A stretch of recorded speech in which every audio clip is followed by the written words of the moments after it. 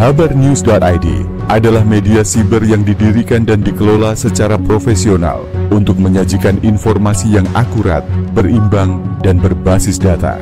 Dengan cakupan utama Provinsi Maluku, Habarnews juga terkoneksi erat dengan isu-isu nasional dan global. Nama Habar diambil dari bahasa daerah Maluku yang berarti kabar, cerita, suara, dan informasi. Filosofi ini menjadi ruh kerja jurnalistik kami untuk menyuarakan realitas masyarakat, menjembatani komunikasi antara rakyat dan pengambil kebijakan, dan menghadirkan informasi dengan kejujuran serta kepedulian sosial.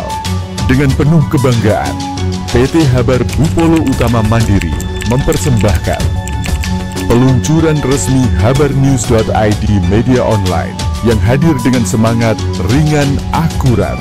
Kami menyajikan beragam kategori berita yang informatif dan tajam, berita, daerah dan nasional, laporan terkini dari wilayah Maluku dan seluruh Indonesia, internasional, sorotan global dan isu-isu dunia yang relevan, pemerintahan dan politik, ulasan kritis atas kebijakan publik dan dinamika politik nasional, hukum dan kriminal, investigasi dan laporan eksklusif atas isu hukum dan keadilan, ekonomi dan bisnis, peluang usaha, perkembangan pasar, dan investasi, budaya dan gaya hidup, menggali identitas budaya lokal dan tren masyarakat modern, olahraga, kabar menarik dari arena olahraga lokal hingga internasional, pendidikan, menyuarakan isu dan inovasi dunia akademik, opini, ruang refleksi, kritik, dan gagasan dari para pemikir dan pembaca.